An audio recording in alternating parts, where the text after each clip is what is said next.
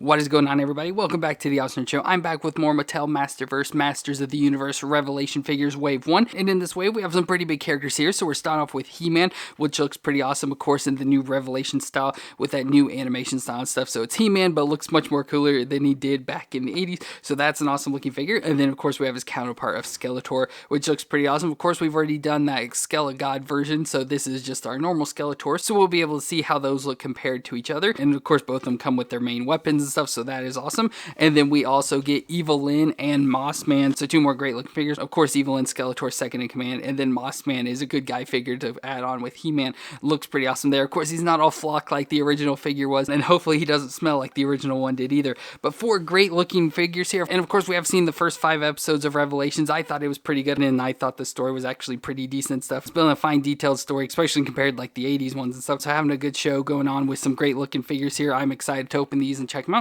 So let me get them out of the box and we'll check them out together. So starting off with HeMan here, and he looks pretty awesome. Again, this is to me a combination of like that classic 80s cartoon, since that's what the Revelation series is supposed to be carrying on from, but it also has more of that early 2000s series look to it as well. Just makes him look a little bit cooler and not as dorky with the 80s haircut and everything. Still has some of that carried over, but at least it's got more details, so it's not exactly that bob cut, but still looks pretty awesome. We've got HeMan there, so there's a look at his face. So again, the longer blonde hair. He has the baldric on his chest, so the armor piece here with the big H on it, which could, could always be for HeMan, but could stand for something else. But nice silver armor with the red detailings on there that go around to the back. And there are the little pieces back here, so you could take it off if you want to. He's got a gold band on his right wrist and an armor piece on his left that looks pretty awesome. So we have the leather design with the gold armor there. Standard gold belt with the fur hanging down like a loincloth. Then he's got the leather strap boots with the fur on at the top of them, and the boots look pretty great there as well. And the rest of them, pretty all naked or whatever. So he is like a barbarian type figure. So he has all the muscles all ripped out and very little clothes on. So for his movements, his head can twist side to side there. You could probably get it around, but it seems like his hair or something's kind of fighting with you. You have to just kind of force it around there, and he can look down that far and up that far. So not a whole lot of range in the neck, but he does have the movement. Shoulders can come up 90 degrees, rotate around within there. We get the bicep twist, a double elbow joint that can bend over 90 degrees there, so pretty good. And the wrist can twist around and flex back and forth a little. He has the ab crunch in the midsection there, so crunch forward and back, and not a whole lot of crunching, but there is some rocking in there. And he does twist a little side to side, but he can't twist all the way around. But he does have a twist at the waist, so he can twist all the way around there. So these figures have kind of weird hips. So the hips are the ones that can kind of drop down a little bit and allows for more movement. So you can get it up to 90 degrees. It is a little stiff, so it doesn't really stick up there, but you can kind of force it, and then it can come out to the side that far as well. And then like to get it back in, if like I try to bend it down, it's kind of down a little bit. So I didn't have to kind of push it back up, and it kind of pops back into place. It will do like a little pop in your hand, so you feel it back up into place, so it's back straight on where it's supposed to be. So that's a little bit weird, and I've noticed each one of the figures have it. So something that kind of worries me about the hips. I'm like afraid the hip's just going to break off, but it seems that's just how it functions. There's a thigh twist though, a double knee joint that can bend up that far in the back, a shin twist at the top of the boot, and the foot can flex back and forth and twist side to side. So overall, I'd have to say he's got pretty decent movements. I don't really have too many issues with any of it, and he moves all really well, so figure's doing pretty good there. Now for accessories, he comes with some additional hands. So we have 2 grip hands, so if you want him to be able to hold weapons and stuff, we have 2 grip hands since he has a fist, and then just like an open flat hand. And speaking of that flat hand, we do get his shield as well, so it's like standard HeMan shield. So we have the shield here, so we can use that flat hand to be able to slide into there. So you should just be able to slide this on. It may be a little difficult since he does have that extra armor piece, but it does look like it just slides on there just like that. So that is pretty awesome, and it sticks on pretty well, so it doesn't fall off. And of course, with it being HeMan, we have to have the power sword. So we have to have a sword. Whereas Prince Adam, he holds the sword aloft and says, "By the power of Grayskull, I have the power," and bam, he turns into HeMan. And so we have to have the power sword, of course. Looks pretty much like the classic power sword, just a little bit different, much skinnier and everything, but this is awesome. So let's switch out his one hand and put the sword in it. So there I got the power sword in his hand and the shield and everything, and HeMan looks pretty awesome here, ready for battle. So this figure is pretty awesome and kind of gives us a hint of what we're going to be expecting with the other figures, because they're all pretty much the same bodies and all pretty good movements and all that. So very awesome looking. And I almost forgot we can bring in Battle Cat in here. So we have got the Battle Cat figure from before, so we can take HeMan and pop him onto. Of course, I don't know exactly how he's supposed to be able to fit on this. Maybe if we get his legs popped out like they do, and we can get it on Battle Cat a lot easier. So there we go. Of course, we'll have to adjust the legs and stuff to make it look more natural. It doesn't really look the greatest, so we'll have to mess around with that to be able to get HeMan onto Battle Cat and looking pretty decent. But overall there, that does not look bad at all. And next up, we have HeMan's arch nemesis of Skeletor. So Skeletor looks pretty awesome here. Again, it looks like it does take that looks from like the classic 80s cartoon, but throws a lot of that early 2000s into it. So it does make him look not as dorky and more of the cool factor, but still looks like your pretty standard Skeletor. So he has the skeleton face, the purple hood on over his head, the armor pieces on his baldric with the the skeleton bones in the front. He has the bat design there up on his chest with the letter fringes hanging off over the shoulders and the cape hanging down into the back. It's the same fabric cape material that we got with the Skeletor version. Then we have his all blue skin, so you can see his skin there. I like how even like his own like natural armor pieces built into his skin. Nice black fingernails in there, and it goes down to his purple belt with leather hanging down like a loincloth, all the way down to his purple shin guards and his 3-toed feet there with the black claws on them. So look pretty creepy overall for Skeletor, but awesome at the same time as well. Now I don't like his face as much. Like I don't know what about it. Just like his face looks a little bit weird and stuff, so it's not like the best Skeletor face to me. But overall, the figure besides the head looks pretty awesome. Now for movements, his head can twist all the way around there. He can look down that far and up that far. Again, not a whole lot of range. Shoulders come up 90 degrees, rotate around within there. Got a bicep twist, the double elbow joint that can bend up that far. Wrist twist around and flex back and forth. Ab crunch in there, so crunch back and forth and twist a little side to side and then twist all the way around at the waist. Hips up 90 degrees out to the side that far. Thigh twist around in there. Double knee joint that can bend up that far in the back. He's close to kicking his own butt. A shin twist around under the armor there, and the foot can flex back and forth and twist side to side. So again, as I mentioned earlier, all these figures are pretty much going to have the exact same movements, especially the males. So we're going to pretty much see the same movements over and over again. And just like the He-Man, we get some additional accessories. So we have some additional hands here. So we have just like an open flat hand and then like a reaching out or like claw finger hand there to go along with it, since he just has a fist and a grip hand. And of course with that grip hand, we got to put in the Havoc staff. So this awesome looking staff with the ram head on it. So I like how it's all white like an actual skeleton with even some like little teeth coming out. I want the nice purple ram horn sticking around it. Then of course the staff. So the all light purple staff, and I like even like armor design up there. So it looks pretty awesome. So let's go and stick this into his hand. So there's the staff in his hand. I do think it's a little bit too big. Like it does seem a little bit oversized for the figure at least, but it still looks pretty awesome. And then he also comes with this additional staff, which I didn't know exactly what this was and couldn't really find much about it. But in watching, I think it was like the first episode, they did show this staff off and he called it a shaping staff. And I do believe that's like an artifact from like the He-Man shows and stuff. So I assume it's a staff that can change the shape of stuff. And since he was disguised as a different character in that first episode and everything, so I assume it's like that. But it does look like one of like the ancient Egyptian tools and stuff. It looks pretty awesome in the all gold there with the big hoop on the top of it.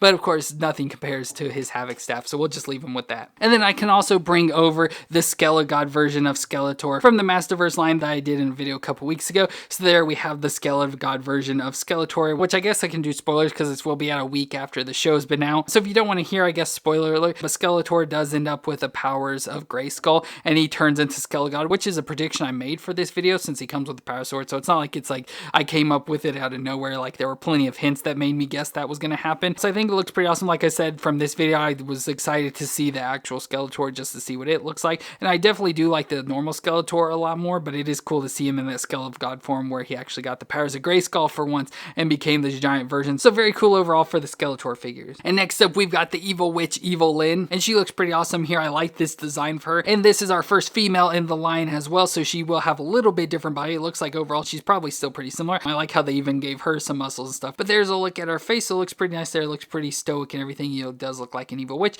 But she has her nice helmet, her crown piece there with the skull on top, and the piece all fanned out. Blue fur around her neck, and then her outfit dress here. The white in the center and the dark blue dress that goes all the way down. I like the belt around her waist. I like how she even has like a little holster hip piece here that you can slide her weapon into. Nice black coverings on her forearms going into her hands.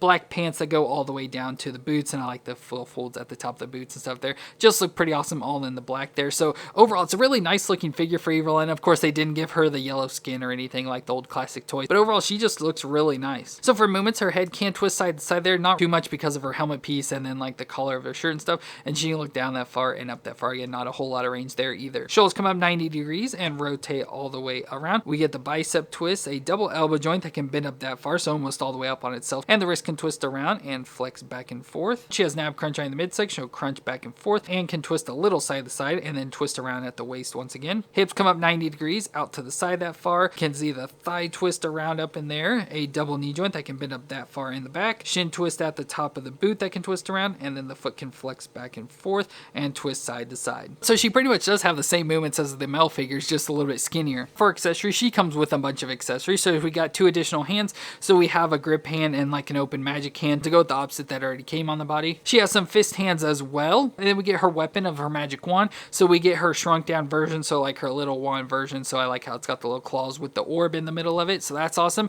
And then we also have the extended out staff version, so where it's just extended there. Again, same ball on the end of it. So we can go and put this into her hand. And I know it wouldn't make sense for her to have both of them, but we can go and stick the shorter staff one into her little loop on her belt as well, so it can hang off of. So of course it's going to be big and in the way. way, but you can at least put that on there as well. She also comes with a little like satchel or purse here to hang around on her. So a nice little bag so she can store stuff in, but you can just put that around her so it can hang off the side there. And finally, we get the unhelmeted version of her there. So underneath, she has the long white hair. Still pretty same stoic looking face, but she does have the long white hair. So let's switch this out and see what it looks like. So there's the unhelmeted version. I actually think that looks really good. To me, it makes her look like a completely different character though. Of course, it doesn't give that signal of Evil-Lyn to me, but it does look pretty awesome. But I wish there was something more to signify Evil-Lyn to me, obviously with the staff and everything. I just like that look a lot, but to me, without the headdress and stuff, I wouldn't probably know it was Evil-Lyn. But overall, I think it's a really good looking figure. I think it just has good hopes for the females. You know, like Marvel Legends, they tend to have a lot of issues with the females. So I think for the Masterverse line here, I think the females aren't going to have any issues at all. I think just from this Evil-Lyn, the future looks pretty bright. And our final figure from this wave is Moss Man. And if you can't tell by his name, he's a man made of moss. So he has a lot of like woods and moss just growing all over him. And as I mentioned earlier, the classic toy was all flocked and everything. So he had like the fur and stuff all over him, which would be pretty cool, but it's nice just having him in this normal version. And the old one smelled as well. But he looks pretty awesome. So he's just a big hulking figure. Looks a lot like Beastman and everything, especially like in the face and stuff there.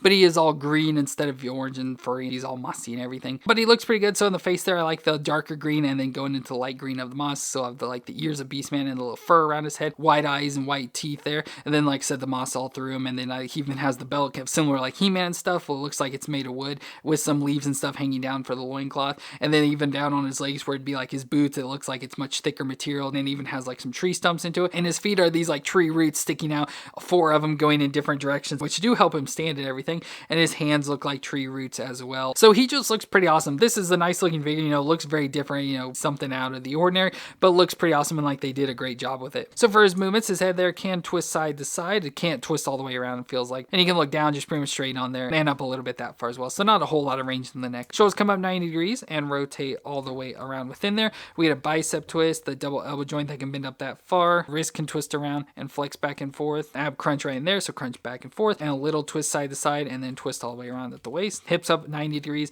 out to the side that far. Thigh twist around in there. Double knee joint that can bend up that far in the back. And then the foot can rock back and forth and twist around in there. So pretty much the same movements as the other figures, just a little bit modified since he does have some extraness coming onto him. So don't get as much movement. Now for accessories, he comes with additional hands. So he has 2 grip hands on already. So we get 2 hands that aren't really that much different. But first off, we have these hands that are just kind of like open hands, holding his hand out type hands. I don't really know exactly, like reaching out hands, not for sure. And then he also comes with hands that are more like claw hands or something. So it's more like claws. So again, not too much difference between these 2 hands, just the amount the fingers are spread out. And finally, he comes with this big effect of a hand that's like the roots reaching out. So that looks pretty awesome. Looks like it's going to be big and heavy and everything, but it still looks awesome. So let's see if we can put this on his hand. And there we go. So of course there's a weight issue going on with this. Like he cannot stand up with this on his hand. So if you want to have it reaching out, he can't really do it. Maybe if you bend his hand, yeah, it's still, and then it's also heaviness and stuff. So it just kind of falls down. So you pretty much have to have his arm just straight out to be able to even hold it up. But it looks pretty cool, but for weight wise and stuff, it doesn't really hold up too well. So you can't really do too much. And it just looks like these big brown roots. Not really a whole lot to it. It's something cool. Like I think it's cool, but with it in use, it doesn't seem very practical. So I wish he would have come with some other accessory, like a weapon or like a log or something that you could put into his hand for him to use. But other than that, I still think he looks really good. So there are 4 figures of Wave 1 of the Masters of the Universe Revelation Masterverse figures.